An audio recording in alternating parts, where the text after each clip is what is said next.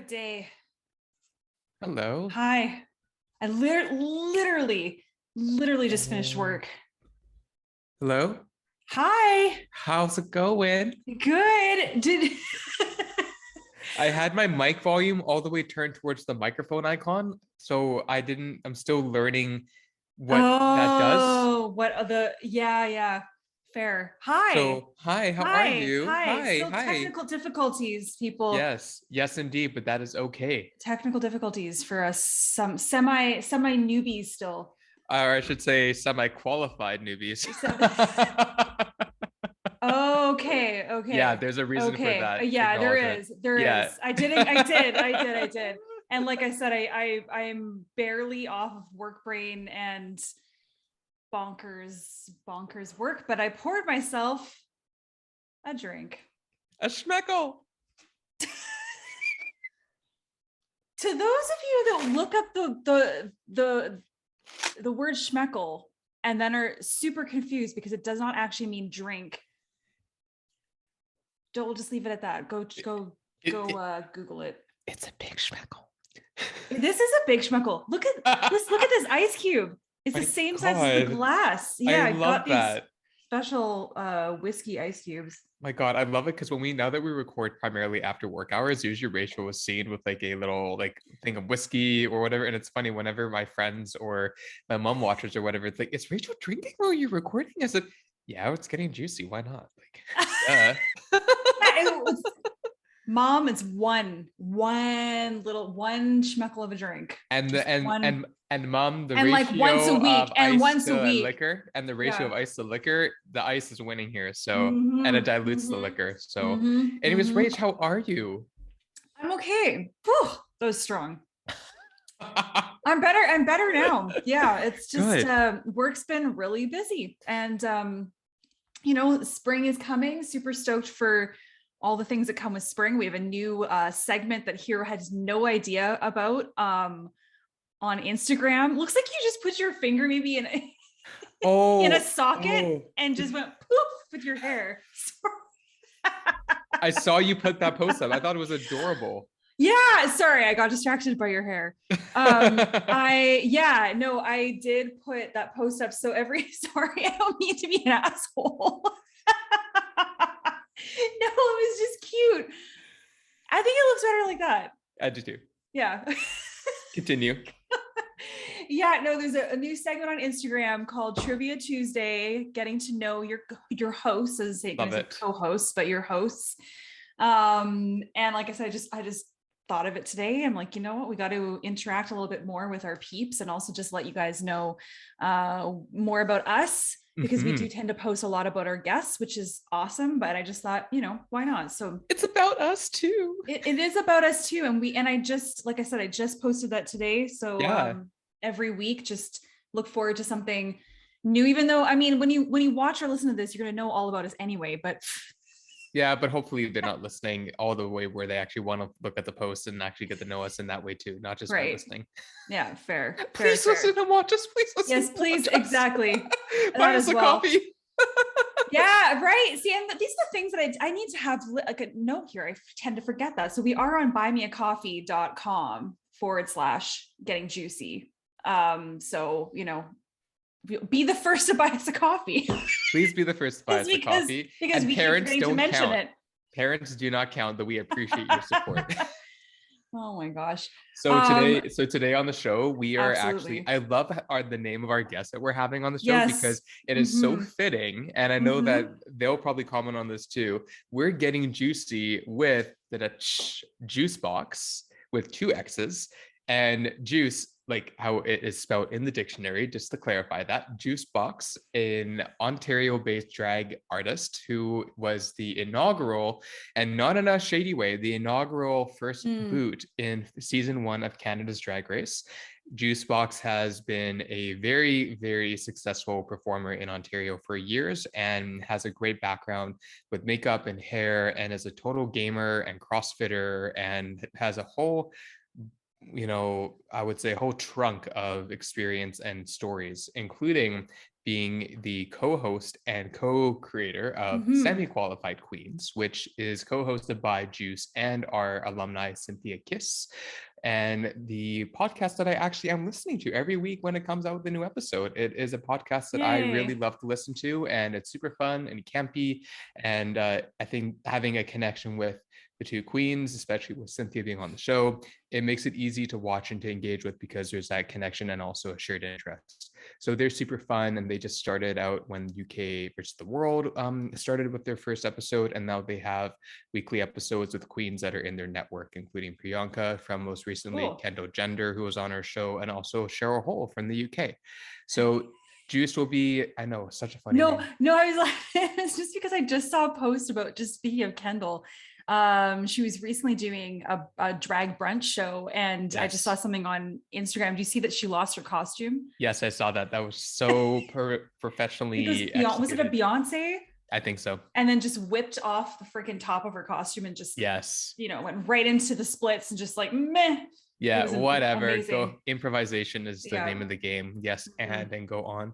So Juice will be joining us any minute. It's great. Also, Rachel and I have been wanting to connect with other fellow podcasters and other people that are engagement and content creators. So if you happen to be listening to this and you resonate with what we're doing and you want to get in touch with us, if you'd like to maybe co-host an episode or kind of be on an episode, vice versa, we'd love to connect with you. IG Live, DM, Zoom, let us know. But for today, we will be chatting with Juice Boxx, not with Cynthia, but just Juice on their own.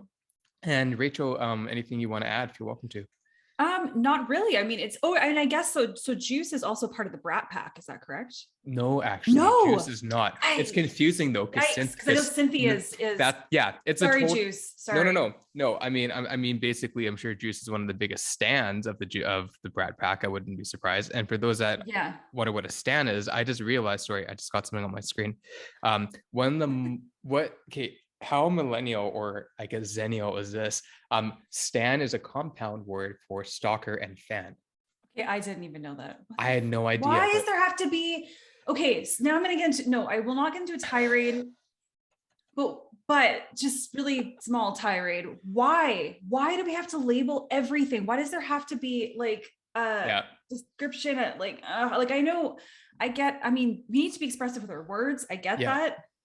It's beautiful. That's great. But I just get sick of all these terminologies and these different slang words. Although, with that being said, I mean, in my generation, we used to say stupid shit like "duh," like. Right.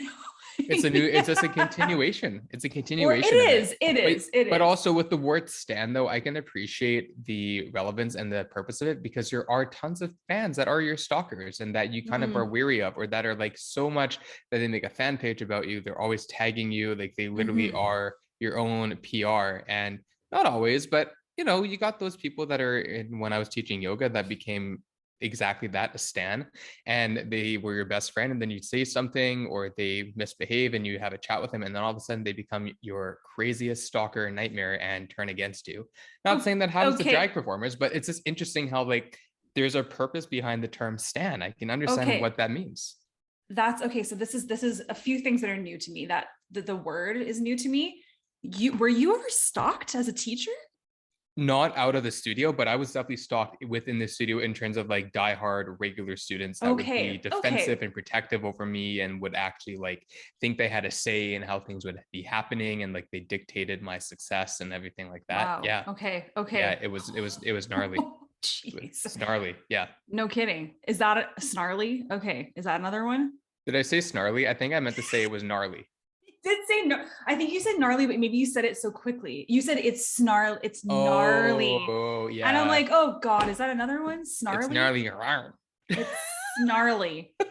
Yeah, we're making up words. Now that's my word I've made up, snarly. Yes, absolutely. What can that be? Sick and gnarly at the same time, but that's kind of the same. Well, you know what? Okay, something that I really love to actually I tried to make this happen in high school, and everybody was like, no, that's not going to take off. I came up with a compound word called swass,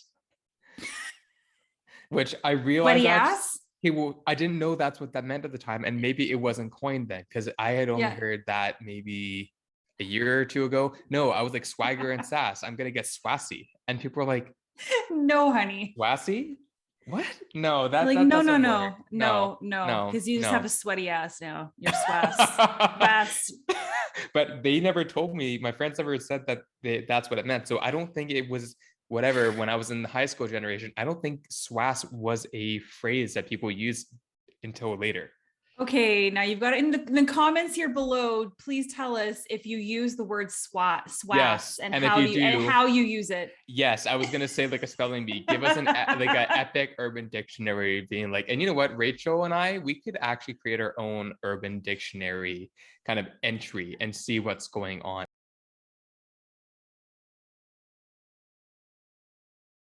Oh, that lovely lady telling me we're starting to record. There she is.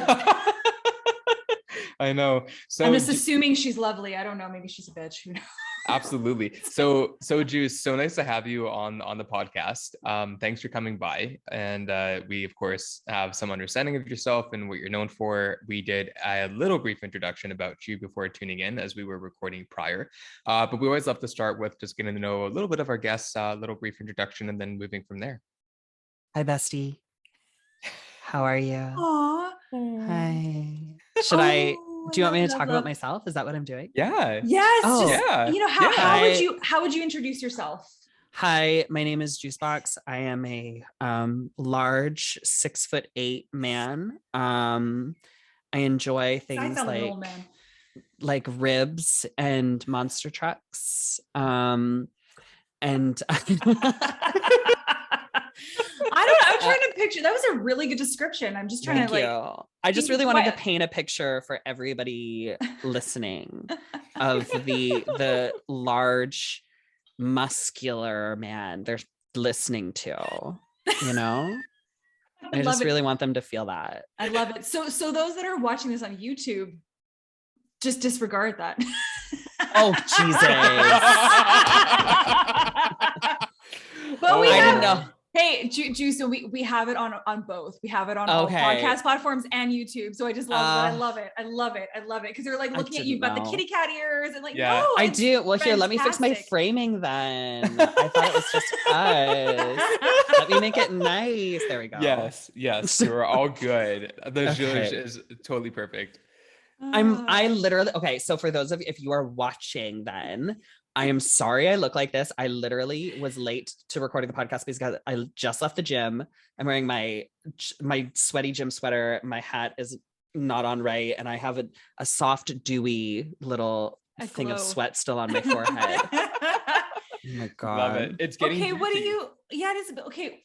First of all, I love that we've got Juice on the Getting Juicy show. We've got them spelled in both amazing ways, and it's just the perfect harmony, and it's just meant to be. Secondly, what kind of workout do you do? What's your jam? I was at a CrossFit class. I'm a CrossFit douchebag. Okay. Like yeah, my husband. It was we are CrossFit douchebags. Yeah, love that. Tonight they called it Sneaky 200 Lunges Tuesday, where they snuck in 200 lunges. And so we did 200 lunges and a bunch of sprints and everything. It was like a cardio day. Tuesdays are like cardio days. So that's what I did. So when I was absolutely rushing home, I felt like I was going to barf, but I feel better now. Good. I had a Gatorade because I found it in my passenger seat and I was like, I need my sugar. Oh my God. My sugar's back up. So I just chugged a Gatorade. Yeah. Just chug a Gatorade if you desperately need to get home fast. Yes, exactly. That you won't death drop and you actually will be able to get back up. Yeah, just oh my God. So good for you. How long have you been doing CrossFit for? Ooh, the pandemic has been 2 years, right? Yeah. Apparently. About 2 years. So I would say about 4 years, maybe four or 5 years. Okay. Yes, word. Yeah. Because I was working out pretty consistently. I would say about 3 years before I got on Drag Race. And then it's been about a 2-year pandemic. So yeah, I would say pretty consistently for 4 to 5, I would say. Yeah, it's definitely a good amount to build an endurance and build your foundation up for sure. Yeah, that's a good absolutely amount of time. Fucking jacked, my dude. Yeah, man. Seriously. Wow, that was amazing. Living vicariously. And sorry, but I just want to know, like, how does that help your drag then? Your performance working out? I'm assuming that you would have like a leg up. Literally. I wouldn't say it's a leg up. No? I remember there was a while there where when I was basically working out pretty consistently, and I was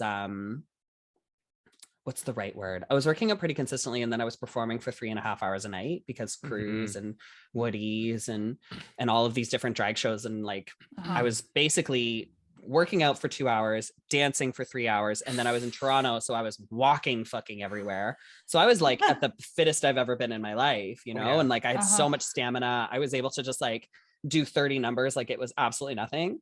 Yeah, the marathon drag, we've heard of that. Oh, marathon drag makes me want to fucking die. But I was just like, I felt so fit, and what's so funny is like at the time I thought I was just like an absolute hog, like I was like, I'm disgusting.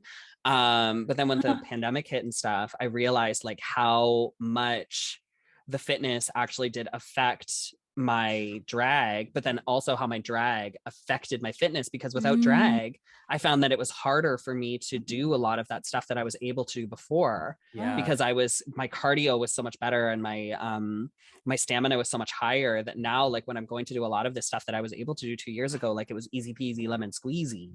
I'm like, yeah, my coach is coming up to me and he's like, we are resting a long time, and I'm like, I am. I'm fucking tired. Yeah, no kidding. No, I love that. And also I know that you have a background in gaming, and I'm a major gamer as well. That's my whole background from childhood and adolescence and stuff. So I love the fact that we share that background. Another commonality, not so much of a heavy fitness person, but Rachel and myself are both I don't want to say former, but yeah, former yoga teachers and have that background. So there's a lot of kind of commonality in health and wellness and self-care, performance. And Rachel has a background in musical theater from her family. So, and my mother's an artist. So we thought, one, first of all, great conversation to have. Two, we love to get to know our people just really off the cuff, as you might have seen or heard from when Cynthia was on our show. It was just very loose, chill, relaxed. So no ulterior motive, no expectations, just come as you are. And you know, it's a super casual chat. Super. You're not gonna come in and blindside me with like. No, we're not gonna throw the shade at you and like shake the rattle and make sure that you get this death drop off the stage. We're not that kind of podcast. You're like, so tell us what you think about this girl, and I'm like, God, no. Honestly, we don't. Like what we've done, we don't care about gossip. We don't care about the hot goss. What we care about is actually the person. We care about the person. We care about like getting to know who they are. Right? I like that. That's fun. Because the thing is that like as far as like the show and different people, everyone asks those questions, and you'll probably have they're boring and they're irrelevant. Yeah. So we pull the masks off the people and get to know the real juice inside them. That's it. And you've come as juicy as it can get from coming to the gym and schwitzing. Yeah, I am. Yeah, my fucking underwear are just soaked right now, just sitting in a puddle. Someone out there would like that sent to them. Oh my God, with your autograph, they would be totally happy with that. You guys have no idea. The pandemic was real long, and I looked into it. I was just like, I could do that. Like, I was just like, I got a lot of underwear. My friend actually, Kevin, he's your friend Kevin on Twitter. Okay. And he's also a Twitch streamer, your friend Kevin. Okay. He's so hot. So hot. Kevin, if you're listening or seeing this, so hot. Do you live in Vancouver? No, Kevin lives in LA. But he basically, what he does is he calls them Chera undies. And he like works out, sweats in these underwear, like makes them absolutely disgusting. And then people buy them. Yes. Yeah. And he gives the money to charity. Oh.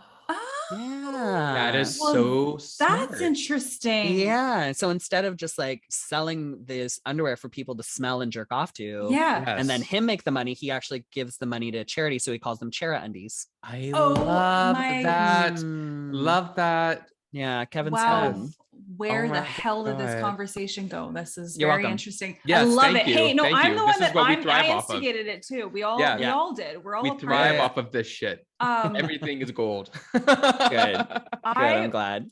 I want to go a little deeper and know, because for those that maybe don't know how you got into drag, how did you get into drag?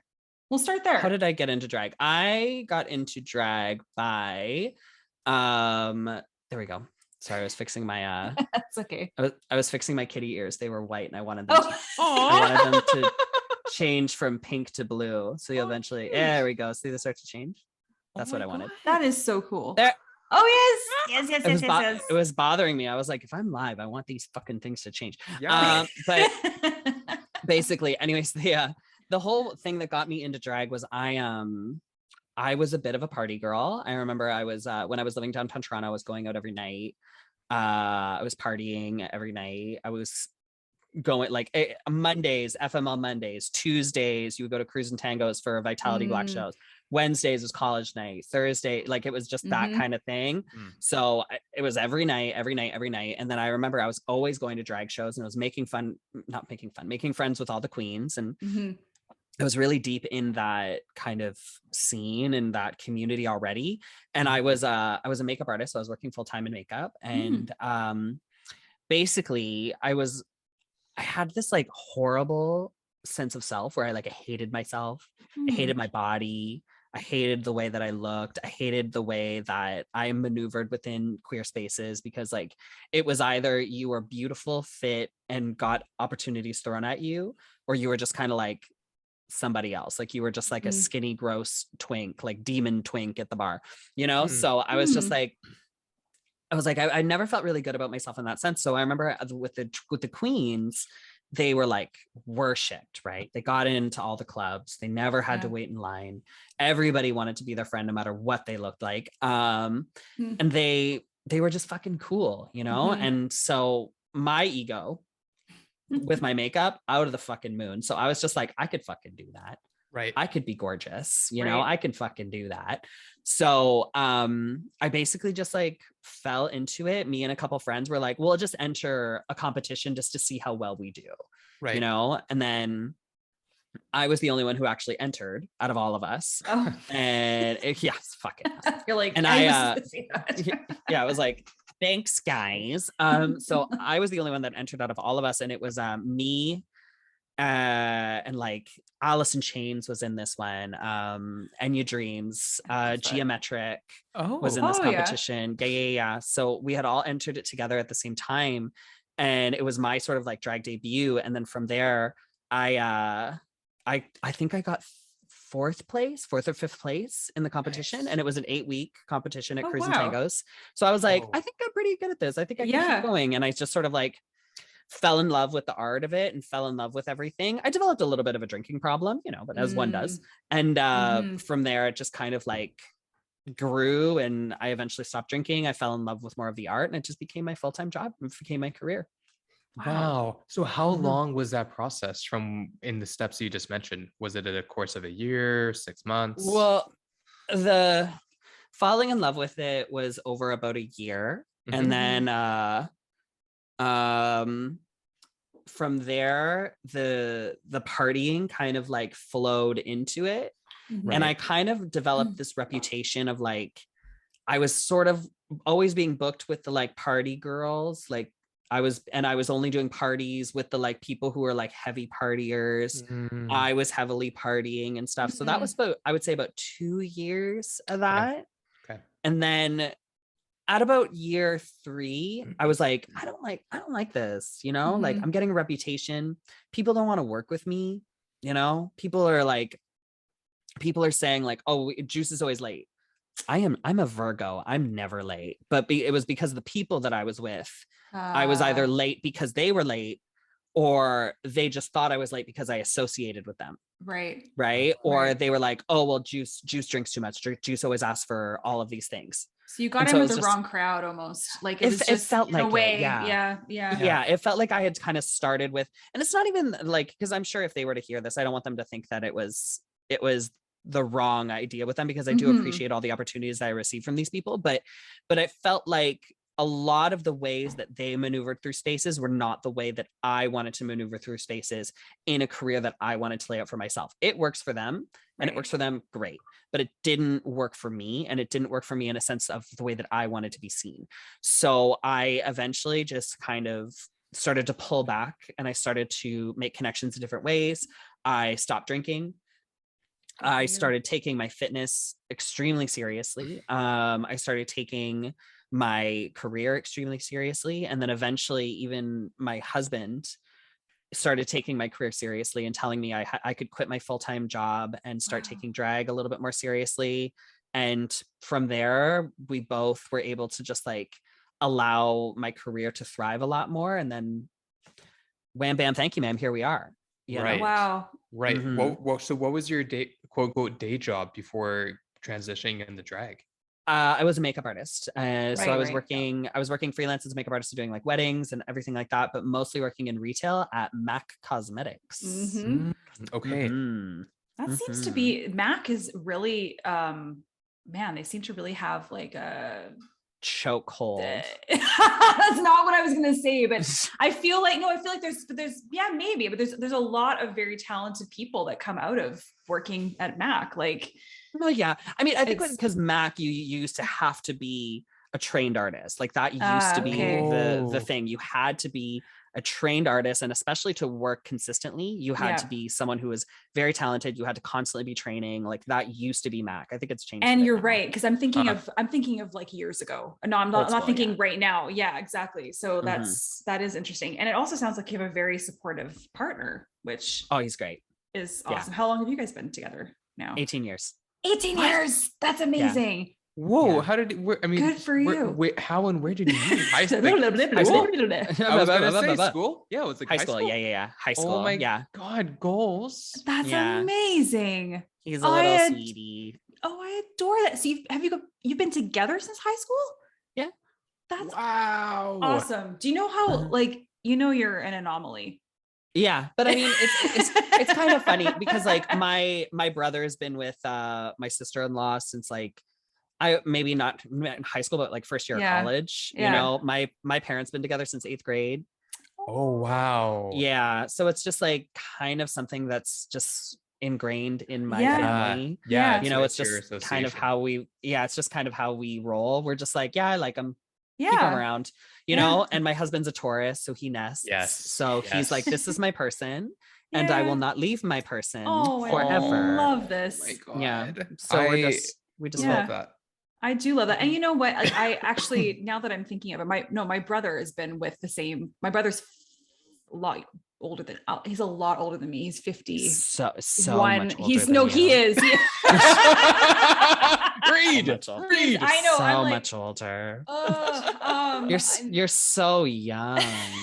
I'm not quite 40 yet, but I'll be 40 next year, which I don't even want it. Let's not go there. But anyway, no, he's been with his wife since high school. So yeah, I mean, it's a thing. It is a thing, and it's beautiful. I think especially after all these years, you know, still being able to support each other and still growing together. And sorry, go ahead.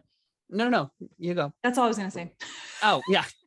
I think that's a big thing, is like when you're in a relationship like that, you have to grow separately while also allowing each other to thrive, you know. And like we're communication masters. Like we will stop the world to just like work out a problem, right? And it's about like putting your ego away for a second to allow the other one to sort of let you know, like, hey, you're making me feel like fucking garbage right now, right? You know, and for you to be like, I am making you feel like garbage. So you kind of have to like take that ego out of the equation to make things work, because if you keep that wall up constantly, right, that's where the problems really come about, you know. So we just kind of know how to make things work, and I don't know. And he's just getting better with age. He's getting better looking, and I'm somehow melting away, and I'm like, this is unfair. Oh my gosh, what are you talking about? Seriously? He's getting so handsome. It's very unfair. But I don't agree with what you said after. But anyway. But can he paint a face like you? Can he paint a face like no? So no, unfortunately. What does he do for work? What does he do to make money? To make money, he's a librarian and a kindergarten teacher. Oh my God! I know. Fuck, seriously adorable. It is so adorable. It's quite cute. I know. Yeah. Comes home just like with stories of these little crotch goblins, just tiny little things. Oh my God, that is too funny. And so you said right before we hit record, you said that you, of course, you're based. Were you born in Toronto and then you moved? Is that what happened? Oh, let's bleep that out because I don't like to say where I live. Oh, okay, we'll bleep it out. Yeah. Just give her a little bleep. We will. Just because I don't want someone. I live in such a small town. I don't want someone to be like fair. Yeah. Fair. Got it. We'll cut that out. Like what minute mark are we at now? Yeah. But I originally, I moved out. We moved to a town just outside of Toronto, just an hour out, just because we wanted to buy a house. You know, you can't buy a house in Toronto. So we decided we were like, we literally were like going more and more east, and then eventually we went to one house. We walked in, we were like, it has everything we want. Is it available? They went, yeah. And we were like, buy it. Yeah. Nice. Take the fucking money, buy it. Yeah. And we had a little bit of drama, but we got it. Amazing. Hey. Wouldn't it be complete without a bit of drama when you're trying to get a property of any kind? Oh, I almost drove to these other people trying to get it and fucking laid them out. Like, I'm getting this fucking house, but we got it. That's so Canadian of you. How long ago was that? 2 years. We've lived here about 2 years. It was August 2020 is when we bought the house. That's so exciting. Nice. And I can completely you get it. Yeah, I get it, because I actually moved, and I've said on the podcast where I lived before. I moved from I moved from Vancouver to Vernon to the Okanagan. It's near Kelowna. It's like, have you been? No. But I vaguely know a friend of mine moved to Kelowna. Okay, yeah. So I'm like, but it was the same deal. We were just like, you know what? Vancouver. Yeah. Okay, if we're ever going to own anything in our lifetime, no, I don't really want to. We're sick of living in a 500 square foot box, or even less than that. Actually, less than that. For you want space. Yeah. You want space. So we bought our house like 5 years ago, and we're sunny Okanagan. So it's can you still see wine mountains? Country. Yeah. You're thriving. Absolutely. You're thriving. Yeah. And but it's like lake country up here, right? So I paddleboard. Oh no, your life is great. I can never tell my husband where you live. He will be there in 10 minutes. He'll be like, do you want a house swap? Like, yeah. Hey, I'd be down for, well, yeah, but look up, like when we're off of this, look up Vernon and check out even the Okanagan, but yeah, Vernon in particular. That's where we are. Hey babe, look up Vernon in Okanagan. In the Okanagan. Yeah. In the Okanagan. Look up house prices. I love it. He's literally, I'm gonna finish this. Are you serious? No, is this an act? Is he there? No. Is this an act? No, I heard him in the background. I heard his voice in the background. Yeah. He's literally just up the stairs sitting on a little chair, and I can't really hear him. I can kind of hear him, but I can hear like So do you put him out? You like, okay, babe, like, no, you're sitting on your chair, you're on your stool. Like, where are you in your place right now? I'm in the basement right now. Okay. Yeah. So the basement is my studio. So basically we made the basement into half of it is my studio, because it's like a U shape. One half of the U is my studio. So I do my makeup over there. I do all of my Twitch gaming and podcasting in this area. And then over there we have a home theater. So we've got a big screen TV and like chairs, and I love that. Yeah, I love that. One thing I want to ask you, this is more on a superficial level, but I've been redoing my place and stuff, and I love LED lighting, and I have some stuff, and I was looking at like strip lights and stuff, and I see in the background. So are these just like Philips LED strip lights that you cut and then you stick on is that it? I don't cut them. I like to just keep them, because if you cut them, then they don't work. Oh, good. Know. So like whatever you cut, that is garbage. So I like to do the whole thing. So you just got to kind of map it out how they go. But yeah, they're just strip lights. Okay. And what brand? The more expensive you get, the better color. These are cheap from Amazon. Oh, sweet. So these are like $40-$50, and I can only do blue, white, yellow, or blue, white, red, and green. That's it. Right. But if you want like colors and stuff, spend a little bit more. And then on the wall behind you, those remind me of nano leaves. Are those similar or are they different? This is Nanoleaf, and if you use code JuiceBoxx15, you can get it 15% off your own Nanoleaf. Oh, that's actually amazing. Okay. Yeah, I don't know if that still works. That might still work. I had a brand deal with them for a bit, so I'm not sure if that still works. I have to bleep that out too. Well, we'll see. We'll see. No, try it. Yeah, we'll have a counter on the bottom corner. Be like, how many times we have to censor or bleep something out? Yeah. No, don't bleep that one out. If you want to go to Nanoleaf and try that little code, if it works, I'm not going to complain. No, for sure not. But yeah, that is Nanoleaf. So I have no idea, because they sent that to me because I did a brand thing with them. But and this is just I love that. That's just Amazon. That was $30.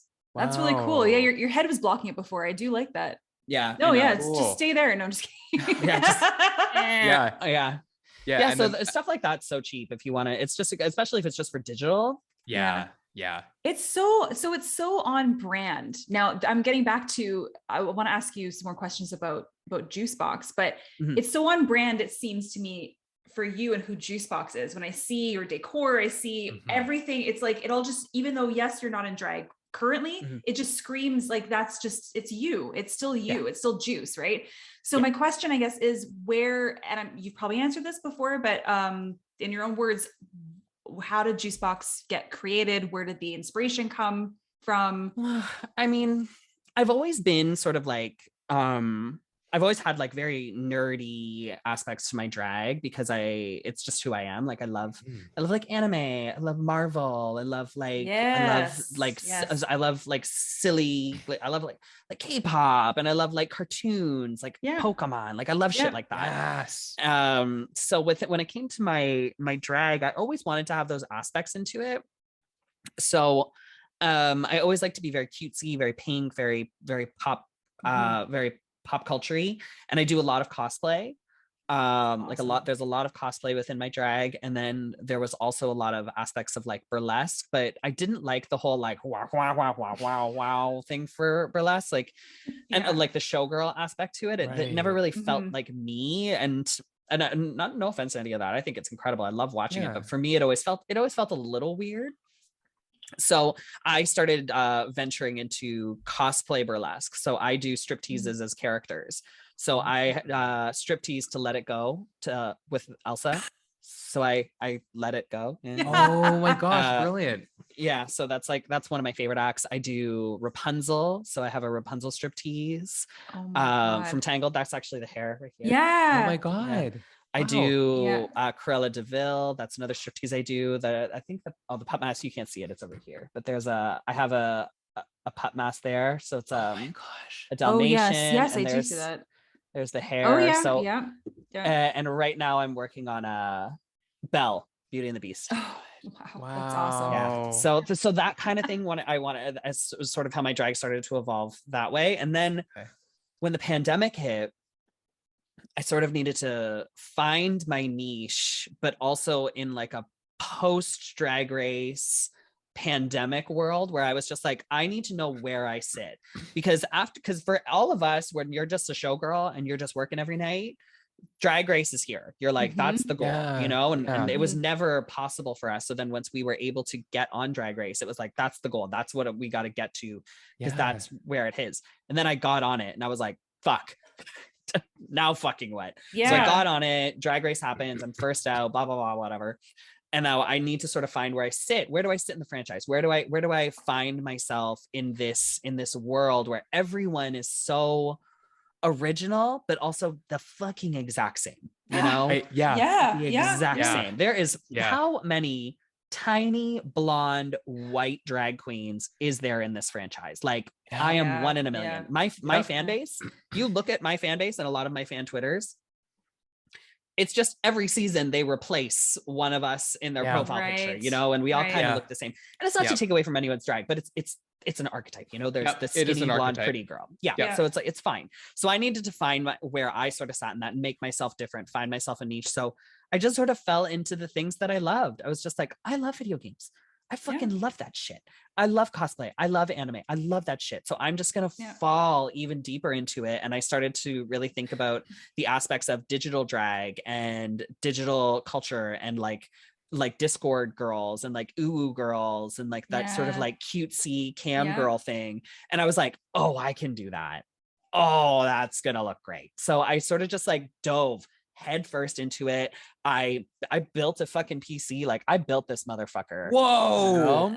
Like this baby made that whole thing. I built my whole studio up, and I was like, I'm gonna start streaming on Twitch. I'm gonna look at that fucking looks really good. It's so cool. It looks pretty sexy. Right. I'm gonna put a new part in it soon. She's fucking it. But I was just like, I just wanted to evolve my drag even more in that aspect. And now I'm like for Drag Race, like there's not a lot of us that are just like streamers. Like I am a streamer who was on Drag Race, who's able to connect with my fans in another way and also make myself a little bit different than the rest of the group. Right, from the rest of the girls who are just like the showgirls, and like that's great for the girls who are touring the world. I'm so happy for you. That's amazing. You're making a ton of money. I'm so excited for you. That's amazing. But like, one, my body's not built for that. I would not be able to be on a plane every day and traveling the world. It's just, for me, I don't think it would work. You know, I want to be home. I want to be with my family. Like for me right now, I'm working weekends. Every weekend I'm booked. I'm on a plane or I'm on a train or I'm on an automobile and I'm doing a gig every single weekend. That's great. Yeah, I'm fucking happy. And then during the week, I'm able to do things like this. I'm able to do podcasts. I'm able to do interviews. I'm able to do the digital world, and I'm able to still stay within that realm, because I feel like a lot of people went into the digital space, but then when they were able to go back to their full-time thing, they were like, whoop, pulled themselves out of it. But I was like, why would I leave the digital space? I'm able to still connect with my fans on such a personal level. And like, I'm able to really like, really be able to like communicate with them and create relationships with them, and for able to keep that ping of that back and forth with a fan base, you know, because if there's going to be people that are going to support you through thick and thin, there's going to be people who completely supported me through 2020, but then as soon as the world opens back up, I'm just like, bye. Exactly. I'm gonna go dance for the 30 other people, you know. It's like, no, I'm gonna keep this relationship going. I'm gonna keep doing this because I love it, you love it, and I'm still kind of making some money off of it, so why stop? Right. And it's community though, right? And I think what's great about the LGBTQ plus community, I know there's more letters, but just for being concise. And then in addition to that, the drag community, it is so vast in terms of public speaking, in terms of representation of brand. You can really do whatever you want because drag has no definition. If you really look at it, though people might choose to put people in boxes. But I think even, and I admit I'm kind of a drag race kind of person. So like, I don't necessarily know a lot of local drag or under drag, but that alone, seeing how those things have developed, even the way that we view drag has been so, I don't want to say decolonized, but kind of like how, you know what I mean? Like it's debunked. There's so many different ways to look at it. And instead of just being female impersonation, it's, I'm an artist and it happens to be a medium that can connect many people. And that's a good example of what you're doing. So when you come to Drag Race and you were on Canada's Drag Race, what I'm curious to know a little bit about is one of our recent guests was Erica Kasupanan, and she was the winner of Survivor 41 from the season before this one. The first, well, not just that, but she's the first Canadian. Yeah, first Canadian to win Survivor. And from I see her TikToks sometimes. Yes. So I see her TikToks. So her episode's coming out soon. But my point for that is one of the things that she talked about, which is really interesting. Maybe it's different, maybe it's not. One thing she talked about publicly with the two of us was about the show being on the air. Now, sure, maybe she won, so she got the full airtime and you were on for one episode, but still, was there a mourning period or a process of kind of saying what something was like behind the scenes once you were there and then you're done and then sequestered and then the show airs and it's kind of out in the public?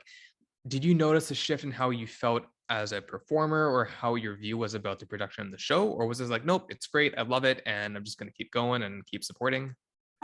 It's weird. It's like it came in waves. So like when I first got eliminated, I was like, my career's over, my life is over, this is done, this is the biggest mistake I've ever did in my life. It's actually, I've said this before, so this isn't like anything crazy, but I know you both are going to be like, but when I first got eliminated, when I got into my my room, I started like, I had a bit of a mental break and I started slamming my face into my my counter.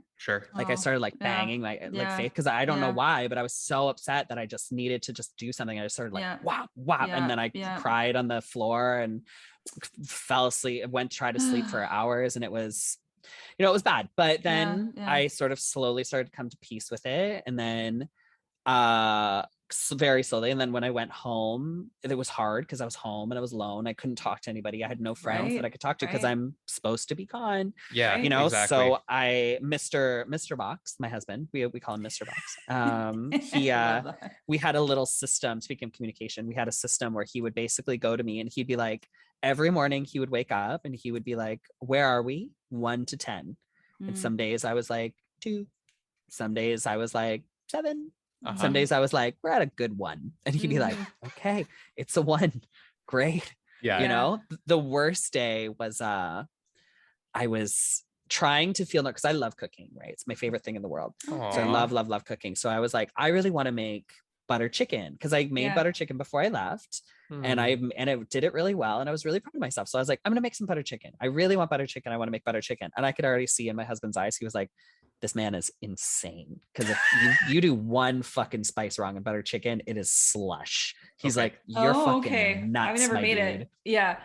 Oh yeah, you do one little thing wrong, whole thing's gone to shit. One boop, gross. You know. So I was like, he's like, great, good. Like, hug, this is gonna be bad. I can't wait. Yeah, I can't wait. He's like all ready to go to like pick me up off the ground. So I fucked up. I did it wrong, and it turned into just brown sludge, and I was crumbled on the ground. And he walked up to me, and he's like, what do you need? And I was like, I want ramen. And he had to physically pick me up and bring me into the car and drive me to ramen and be like, do you feel better? And I was like, a little bit. Like, so that was like the worst of it. And then like when everybody came home and I was able to kind of talk to people, like even like doing shows again, people were like, you good? And I was like, yeah, I'm fine. They were like, something was off, you know, something like there wasn't like that sparkle wasn't there, you know? So it took a while to kind of get that back. Then as soon as that little sparkle started to come back, April 2020 comes about. Bye-bye, deuces. So then the world shuts down. So I was like, that sucks. So I was just like holding on to optimism, you know, whatever. I was like, at least Drag Race is coming out. Like, I'm really excited for Drag Race. And then there was like that whole, like, there is no end in sight sort of thing. So I was like, shit isn't happening. So then Drag Race airs. I was really nervous for it, but I was excited because like, it's weird. Like when everyone else gets these announcements, they're in LA, they're in New York, they're at DragCon, they're doing these media presses, they're traveling. Right. I found out, I woke up in the morning and I was living with my parents and they were making me breakfast. And they were just, we just hung out and I just stared at my phone all day answering messages, and it was surreal and it was cool, but I was in my parents' living room. Like, it was just like, there wasn't anything crazy. It was different. It was a different experience than a lot of people would have. So that was both exciting and sad. And then when the episode aired, I watched it with my family. And they knew that I got eliminated first, but it was still hard. And then I had to do interviews right after. Right. So I had to like go and do interviews. So that was really hard. And then after it aired, I was upset the day of, but my reception, I was like, I'm good. I feel good, you know, because it went from I was terrified and I was sad and I was depressed to just like, I'm a fucking icon. Like, this is great because like people loved me. Like people were pissed that I got eliminated. They were furious. So I was just like, this is best case scenario, you know? So I was just like, my followers jumped from fucking, like, I think I had maybe 30K, maybe 40. And then I got eliminated and I went right to 75 overnight. Like, it was like right up. And I woke up the next morning like, holy shit. You know? And like, even out of all the first out girls, like, I'm one of the ones with like, I won't say I have the most. In no way, but I'm one of the first outs. I've got a little bit more followers than a few of them, you know. So it's just like, so it's nice to know that I was one of the girls who was like really felt like I was not jilted, but people wanted like a justice moment. They were upset that they wanted justice for Juice for sure. Yes. What I want to speak to about that though as well is that again, there's just the whole reality term of like first boots, but honestly, like first boots are not necessarily it's what you make of it, you know. Look at again, and I haven't followed them and stuff, but just because of context, you look at Priyanka and you look at Isis. They're both very successful queens. They're both incredible performers. They have such talent. They're completely polar opposite natures of another, and you see the difference in their branding and media in terms of what they're doing or what they have done to do with it. And then you see other queens who have made it maybe midway or again first off, and it's a matter of what you make of it, what your brand may have been prior to that, and your exposure to your followings and also your content creation. You have to take it and run, because there are many people that are on these shows that they might have a great following, but if they want to really capitalize on it, you only have a small enough window to really make that happen, right? So you've done that. You did that really well, but I got to give it also to the editing of the show and your episode, because I was rewatching the first season because that's what I do, but you know, why don't you? It's the best. It's an amazing season. It's the best. Honestly really loved how they did that season. I love how they edited that season. There's a very big difference from that season to the second, and everyone is super talented, but I was very taken aback. We don't have to get into that unless if you have immediate thoughts, but my point is that your story, the way that they edited your story and how candid you were, really let people get to know you, is what I'm saying, in the content of the confessionals. Yeah, I was just gonna say, like, I feel like you have there's such a genuine nature to you that perhaps people could really relate, like you just said, relatability. But I think even what you're just describing about how you've stayed, I hate like the whole follow your truth, and I don't hate all those cliche, you know, whatever turns, but you literally have been doing that, you know, when it comes to how you created yourself and Juice Boxx, and you're just like, you know, this is what I love. I'm going to do it my way and be genuine and be me. And that's that's what's worked though. Right. And that's what people can see. Yeah. And I think that's what I find that works. Bullshit now. Yeah. And especially for like the most famous girls, like Trixie Mattel, she loves makeup. She loves country music, right? She loves being a fucking idiot, you know? And she's insanely talented because she's a fucking idiot. She's a makeup mogul and she's a country music star. Like, it's great, you know? And so she just stays true to those aspects about herself, and she just allows those things to thrive. And especially, and like Katya is a goofball. I was going to say Katya, she's my favorite. Well, she just falls into those things. Play to your strengths though, like play to what you don't try to be somebody else. I mean, it sounds so cliche to say that, but basically when that ends up happening, people can see through that shit like more than ever. And so also, I don't want anyone to use that fucking idiot thing as clickbait. What I mean is like, she's like got a goofy fucking personality. Like she's like, she's funny as fuck. Way, but okay, thank God. I was just, I know no. I didn't, but I know people. Okay. Yeah, people, I just don't want to. Yeah, I don't want anyone to be like. I get it. Absolutely. So, one thing I do want to check in with you about, and feel free to respond however you want because it's your life. But I would love to kind of take it back to kind of like back to your life, kind of like childhood or adolescence, like that kind of period of your life. Are you my therapist? No, but I'd love to get to know real people. We become real people. The mask off? Maybe it's all the 20 years of therapy that I had to go through to get my mental health figured out. That's still always a work in progress. I love that. I love therapists. Yeah, totally. I mean, we love to get to know the person behind like where they came from. It's kind of a way of completing that story, that chapter, that nice little kind of tying of the ends. So like whatever you're comfortable sharing, like what were some key moments of you growing up and kind of how you kind of got inspired by the things that led you to where you are now? So I mean, I was always, I had a great childhood, like for being gay in the 90s. Like I was, it was a pretty, for that thing, I was in like the higher end of it, you know, for like, if there was a gay kid now, they'd be like, your life sucked. And I'm just like, no, then that was great, you know? The 90s. But it's like, I had an incredibly supportive family. Like even my brother, who was like slightly homophobic, was still so nice to me. Like he would go to bat for me. If anybody, I remember people would be like, oh, isn't your brother a fag? And my brother would lay them the fuck out. Like it was just still like, and my parents were so supportive. Like anything I wanted to do, anything I wanted to like play with as a kid, they were like, yeah, get it for him. I don't give a shit, you know? So my aunts, my uncles, my grandparents, like everything about my family was great. It was always, it was just like school that was hard, or it was of maneuvering around like small town living. But I always had a great support system. So I mean, there's that, but I don't have any complaints over the way that I was brought up. It's mostly just like I went to Catholic school.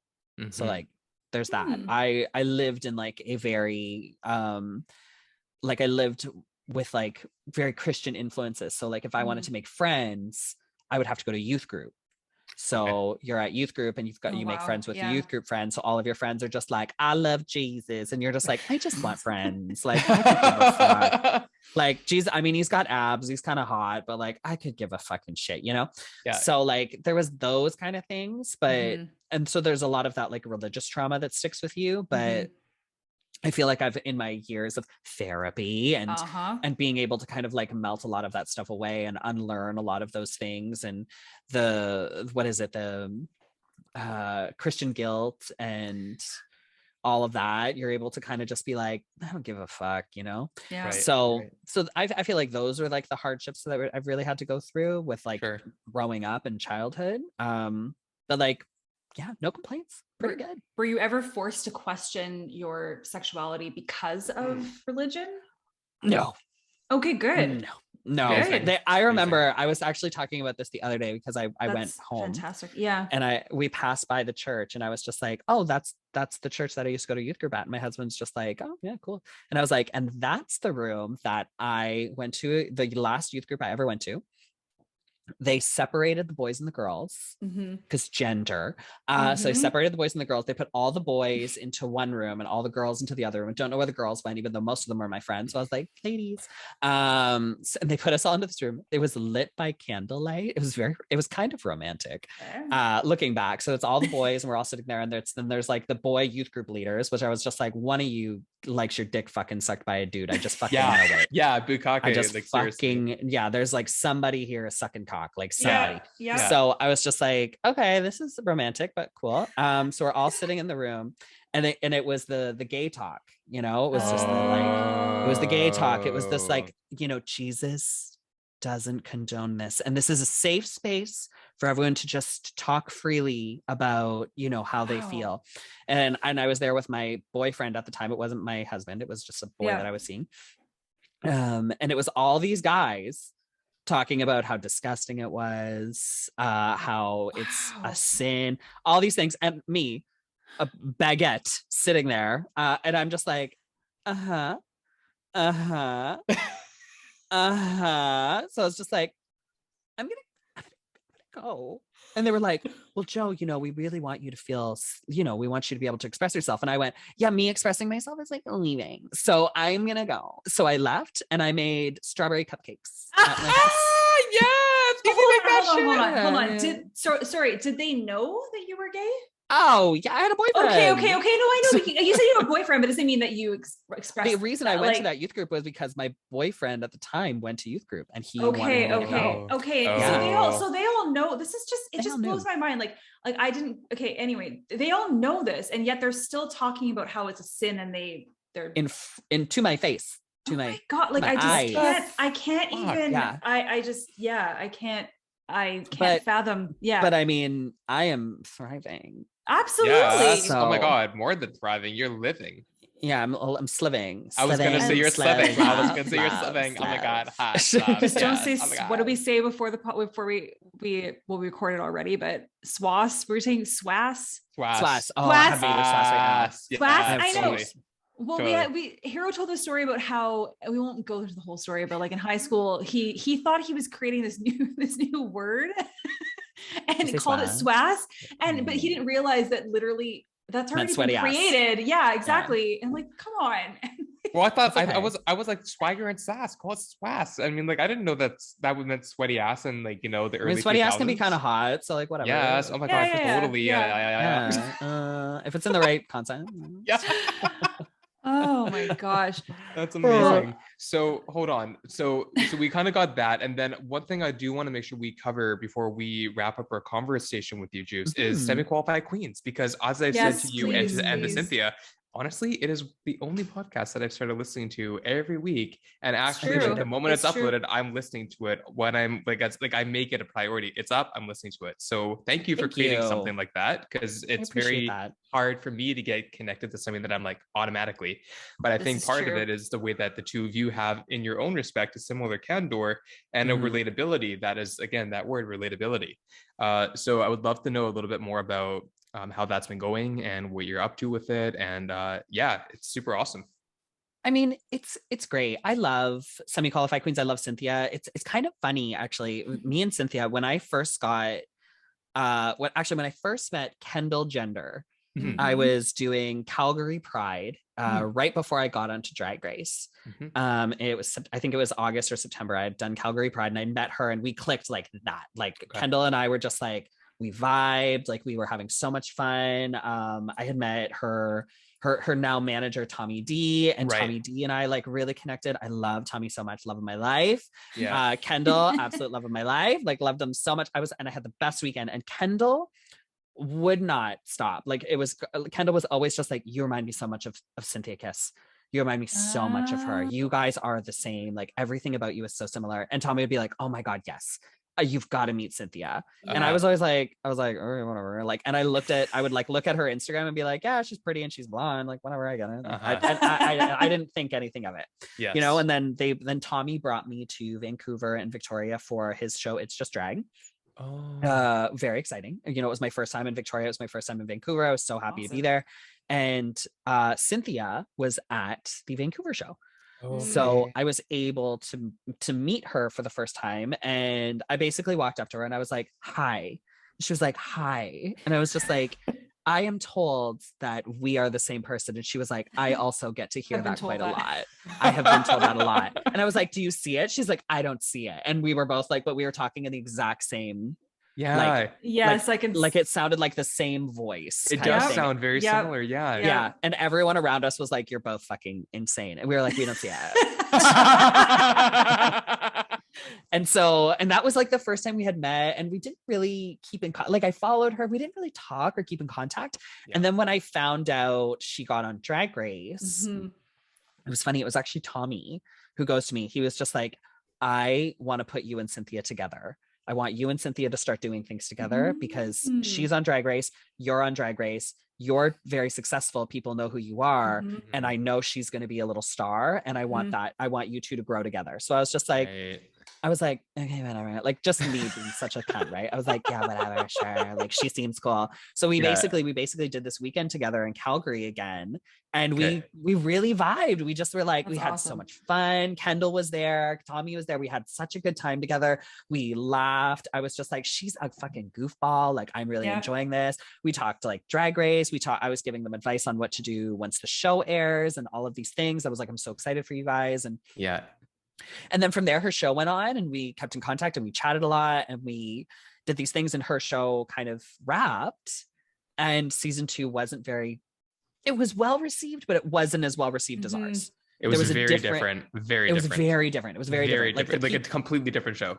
Yes. Completely different show. Yeah. It wasn't the same vibes. No. It wasn't the same kind of reception, but the people who loved it, you know? So that's good. And the girls and Cynthia had the same idea as me. She was just like, these are the cards I've been dealt. This is the career I want for myself. And this is who I am. I'm going to build my own path, you know? So she contacted me and she was like, what are your thoughts on a podcast? And I was just like, I love a podcast. Yeah. I love a podcast. And we chit-chatted about it. And she was like, I want to hit the ground running. I want this to be a huge project. I want this to be something that we're constantly putting out. I want us to be in people's faces, and I want this to grow into something big. So I was like, let's fucking go, girly. And we have a very similar work ethics. We have very similar needs, and we have great communication. Nice. Right. So we're able to be like, well, because you're not even in the same city. So no, she's Vancouver. I'm Ontario. Exactly. Yeah. So and I'm Vancouver and Rachel's Vernon. Yeah. So I get it. Like you need that communication. No, thankfully not. No, but for you guys it is. Yes, it is. The time difference is big. That's harsh. Yeah. So, but we work great together. I love her so much. And she's just so fun, you know? Yeah. Oh yeah. Yeah. You know, it's so funny because I was, as you were talking, I was kind of like, for a moment I would close my eyes and like, I don't know who I'm talking to right now. Could be either of them. Like, no. I feel but I feel that though. I feel that when I listen to your episodes, I have to say sometimes I don't know who I'm listening to, but I don't see that as an issue. It's like, it's a combination of two voices that become one. One, two, become one. Yeah, exactly. Yeah. But I think it's like a fun thing we both do. Like because when we talked about it, we were like, let's name it Semi-Qualified Queens, because it's just like, we both were on Drag Race, but like, were we on Drag Race? We're on Canada's Drag Race. Yeah. We're Canadians. We're not the Americans. So we have a different view of the whole thing. We both were on Drag Race during pandemic. So we have, so it's like, we're qualified for this, but we're not really qualified. Yeah. It's fantastic. Yeah. We're happy. So with that being said, and as we kind of like wrap it up here, wrap it up in a beautiful pink bow with cat ears on it. What can people expect from you moving forward? Is there any announcements you want to make, anywhere they can see you perform? Like, I mean, I know you don't really know when this is going to air, but yeah, I was like, I don't know when this is going to air. Yeah, so. I know exactly. No, just I guess. I mean, just watch out for my socials. Like, if you want to follow me on Instagram, it's Juice Boxx Official. If you want to follow me on TikTok, it's Juice Boxx TikTok. If you want to follow me on Twitter, which I am surprisingly the most active, is Juice Boxx Queen. Oh yeah, I'm a menace with Twitter. I'm just Twitter. Yeah, I love Twitter. It's just I just spit out whatever I fucking want, and then I troll other drag queens. I have so much fun with it. Yeah. Because sometimes I forget that like I was on Drag Race and that sometimes Drag Race girls know who I am. So I think that I can just be another Drag Race fan and say stupid shit to them. And I forget that I have that little verified check mark. So it goes right to the top and they see it right away. And I'm like, God damn it. It's fun. But yeah, so you can follow me there. Or if you want to hang out on my Twitch streams, I try to stream anywhere between 2 to 3 times a week during weekdays. So Tuesday to Thursday at twitch.tv/juiceboxx We're playing Kingdom Hearts right now, but I don't know when this is going to air, so I might not be playing Kingdom Hearts right now. But sometimes honestly, it might be. I'll probably not be playing Kingdom Hearts. But, my little sword. But yeah, we just hang there, and I find for anybody who really wants to really get to know me or to really kind of like dive into my sort of fan base or my community, Twitch is the best place because it's a direct link to me. Yeah. You know, it's like this conversation that you and I are having, I have this exact same conversation with every last person in my Twitch stream. If you come in and you start talking to me, I'm answering your question. I don't ignore anybody unless you're fucking annoying. Right. Yeah, don't be a dick. Don't be a dick. It's not even a dick. It's an 18 plus space and you can always tell. You can always tell when someone's 12. Always. You can always tell. The first thing they say is, I had chicken nuggets today. You're like, cool. Like, why? Okay. That's or they'll funny. Be like, my mom is talking to me right now. Like they just say shit to say shit. Like there's nothing. There's usually a conversation flow with Twitch. There's everyone's on topic. Everyone kind of flow. Yeah, there's kind of that. And sometimes if someone there is under 18, they just say something just to say it. Just you're like, show their name there. You're like, cool. Yeah. Great. But I still talk to them. Yeah. Cool. Yeah. No, totally. No, Twitch is a total beast. I watch a couple Twitch streamers, but I use it through YouTube. I don't actually go through Twitch directly usually, but it's an amazing. Really? Yeah, not intentionally by any mean at all, but the people that I follow, I used to be a major Diablo 2 player. And so that's got some resurgence over the last 5 years, I'd say, thanks to a couple players. So I follow Mr. Llama SC or Alex Cementelli, who goes by that name. So yeah, but it's cool, as you said, or like Oats and Goats, who plays a lot of Metroid and some Zelda. So you see, as Juice is saying, like you'll see chats and you'll see all the people in the feed. Yeah, and it's really cool because even though I'm technically a lurker and I'm not even in the chat, I'm watching it from a third party update. We love a lurker. But we love a lurker. Yeah, but that's where you have all that type of stuff. It's great. Yeah. So the lurkers keep me afloat, bestie. Yeah, like if you want to come and lurk. Yeah, I love it. Consistent you don't viewer. Talk to me. Yeah, because there's the fans who consistently want to chat. Yeah, because they want to connect with you. Great, love you. Thank you for keeping the conversation going. It's great. But the lurkers, they count those views right up, they just want to chill. And then randomly, this is my favorite, when a lurker just pops in and they just say something, and I'm like, hey, first time in the chat, what up? They're like, I've been lurking for 6 months. You just said something, and I needed to say something, and I'm like, I love that so much. It fuels me. I'm like, I pissed this person off enough where they had to say something, where they were like, no. I love that. I think the last fun question I want to ask you before we wrap it up and say hello and goodbye and talk to you soon is, with you being a gamer, what is your favorite? And you might not be able to pick one, but what's your favorite video game genre? And then part 2, what game in that genre? And part 3, what character from that game that you would want to cosplay as? Well, because if you ask a gamer, I know, I love it. You're like, so just and then we got one more question. What else is tiny small question? And then part 2, and then I've got a part 3. Okay, yeah, exactly. Level 1, 2, 3. Yeah. So I would say my favorite type of game is an RPG. Yeah, I love an RPG. But I love a hack and slash RPG. Yes. You know, same. I don't want to wait my turn. I want to go for it. Action. Yeah, I just want to go for it. I hate the ones where you have to like load and wait your turn. Rage fills strategy me. RPGs. Yeah, as much as I love Pokemon, like I love Pokemon. I'm a Pokemon master, one of the OGs, you know. You know, it sits in my heart. I will play Pokemon. With Final Fantasy, Rage. Fucking Rage makes me crazy. But so I would say and so Kingdom Hearts is my favorite game. It's Kingdom Hearts 2 specifically. Yeah. Kingdom Hearts 2 is the best one. Yep. I still have not played 3, but I will die on this hill that Kingdom Hearts 2 is the best one that you could play. And I would say, I mean, it's fucking Disney, so I've already cosplayed a ton of them, but I want to do a girl version Sora for a look.